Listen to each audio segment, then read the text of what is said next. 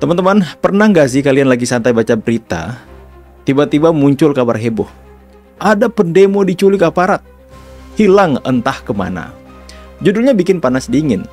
Apalagi kalau dibumbui dengan narasi dramatis. Katanya diculik malam hari, hilang tanpa jejak, keluarga menangis histeris. Tapi ternyata setelah ditelusuri, orang yang katanya diculik itu lagi berjualan di Malang. Nah, inilah yang baru-baru ini terjadi. Ferry Irwandi, salah satu penyebar isu, sempat melempar narasi besar bahwa ada pendemo yang diculik. Tapi akhirnya semua terbongkar. Orang yang disebut hilang ternyata sehat walafiat, malah sibuk berdagang.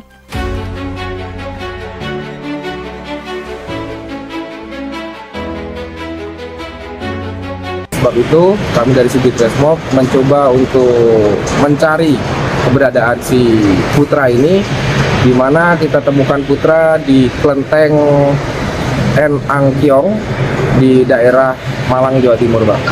Untuk motif dan sebagainya kami dalami lagi, Bang. Untuk itu kami akan bawa Bima ini dulu ke kantor dulu, Bang. Berdasarkan juga pemberitaan media, polisi sebenarnya sudah berkewajiban untuk mencari keberadaan yang bersangkutan, tapi kita juga menghimbau sebenarnya supaya kalau memang yang bersangkutan itu ada tapi tidak diketahui di mana keberadaannya, supaya cepat-cepat juga memberitahu kepada masyarakat, baik melalui kepolisian ataupun melalui media massa, supaya tidak timbul kesan bahwa mereka itu hilang. Ujung-ujungnya dia sendiri datang ke Polda Metro Jaya, kemudian membuat klarifikasi. Kita akan bahas detail cerita ini, biar kita semua paham gimana hoax bisa muncul, menyebar, bikin gaduh, lalu tumbang setelah fakta terkuak. Mari kita mulai dari awal. Saat itu situasi demo sedang panas, media sosial ramai, orang-orang saling update. Dalam situasi seperti ini, berita sekecil apapun bisa langsung melejit jadi viral, teman-teman. Ferry Irwandi muncul membawa klaim mengejutkan. Katanya ada seorang pendemo yang hilang. Dia lempar narasi kalau pendemo itu diculik, teman-teman. Seperti biasa, tanpa bukti jelas, tanpa data akurat, tapi karena dikemas dramatis, narasi ini kemudian cepat banget menyebarnya.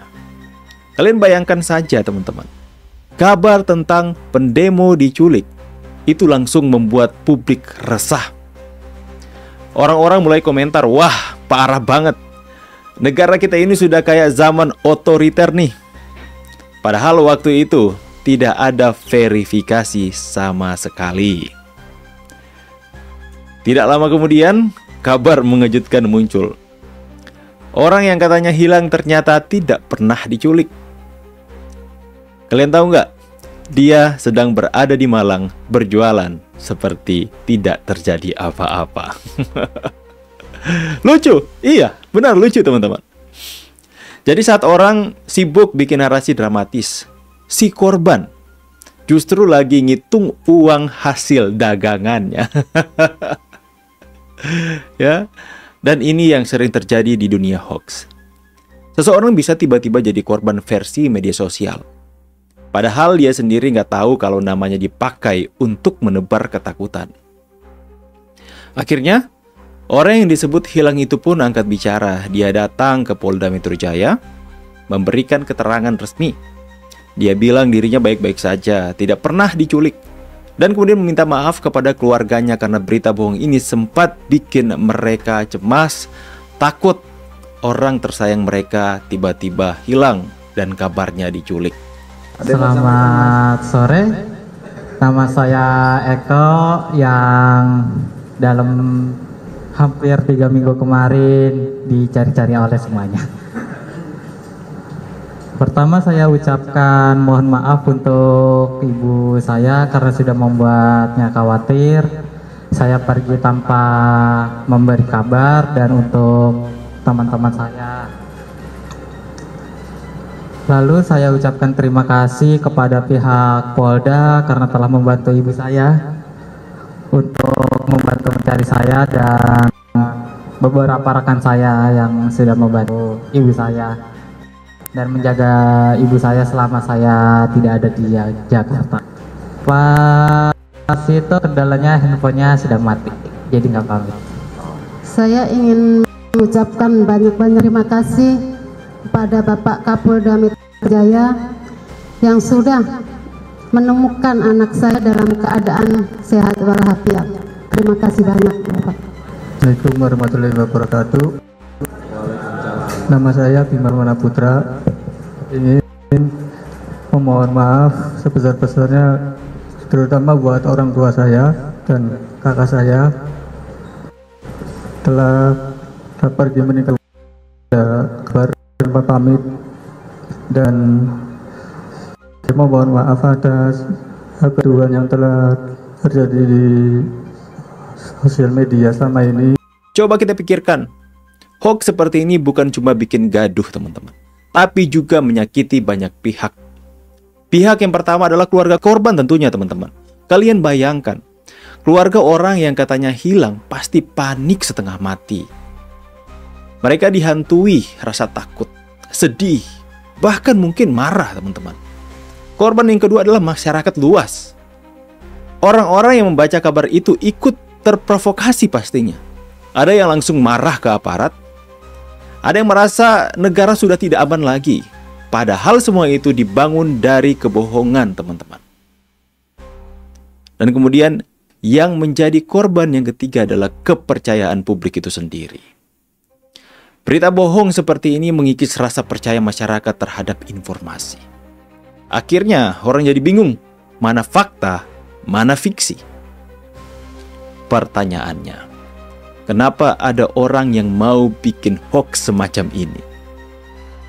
Yang pertama, menciptakan keresahan. Kalau masyarakat resah, otomatis pemerintah akan dinilai gagal menjaga keamanan.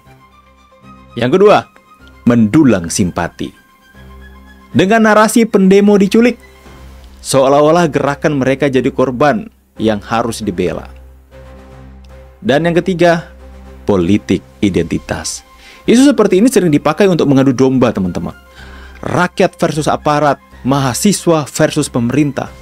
Padahal kalau dicek ulang, semua cuma akal-akalan mereka saja.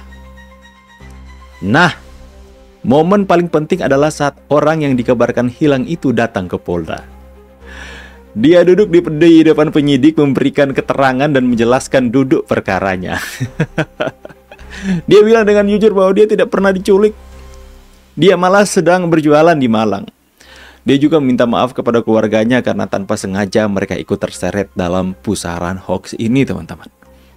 Kalian bayangkan betapa malunya pihak-pihak yang sudah terlanjur menyebarkan berita bohong ini. Orang yang merasa mereka anggap korban justru muncul sendiri untuk membantah. Nah, dari kasus ini ada banyak pelajaran yang bisa kita ambil teman-teman. Yang pertama, jangan mudah percaya, please come on. Jangan mudah percaya kalau ada berita mengejutkan. Cek dulu sumbernya. Verifikasi faktanya.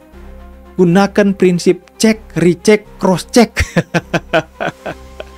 Pikirkan dampak. Menyebarkan hoax bisa bikin orang lain panik. Bahkan bisa merusak reputasi orang yang sebenarnya tidak salah.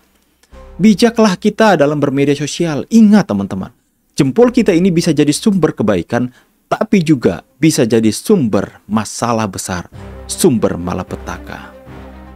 Dan kemudian kita analogikan dalam kehidupan kita sehari-hari. Bayangkan kalau ada tetangga kita pergi tanpa pamit, lalu ada yang bilang, waduh, jangan-jangan dia diculik. Kabar itu menyebar ke kampung sebelah. Semua orang panik. Polisi turun tangan. Media datang untuk melakukan peliputan. Ternyata si tetangga cuma pergi ke pasar buat berdagang, dan malamnya pulang bawa uang recehan seplastik. Itu persis seperti kasus hoax ini teman-teman. In the end, akhir dari cerita ini, kasus ini membuka mata banyak orang bahwa hoax bisa tercipta dengan mudah, tapi bisa tumbang hanya dengan satu fakta sederhana. Dan lucunya, fakta itu datang langsung dari orang yang dijadikan korban hoax. Dia muncul tersenyum dan bilang, I'm okay. It's alright, I'm fine, I'm okay. Saya baik-baik saja, tidak diculik, dan saya mohon maaf. Sebuah ending yang menampar balik semua pihak yang sempat larut dalam kebohongan, yang larut dalam berita bohong ini, teman-teman. Jadi, semoga kisah ini bukan sekedar cerita tentang seorang pendemo dan seorang penyebar hoax. Ini adalah pengingat buat kita semua bahwa di era digital, kebenaran seringkali kalah cepat dibanding kebohongan. Hoax bisa menyebar dalam hitungan menit, sementara klarifikasi butuh waktu berjam-jam, bahkan berhari-hari. Akan tetapi, seperti kata pepatah, sepandai-pandainya hoax berlari, fakta akan mengejarnya juga. Dan pada akhirnya, kebenaranlah yang akan menjadi pemenang. Saya pamit dulu, see you on the next video and God bless. Bye guys.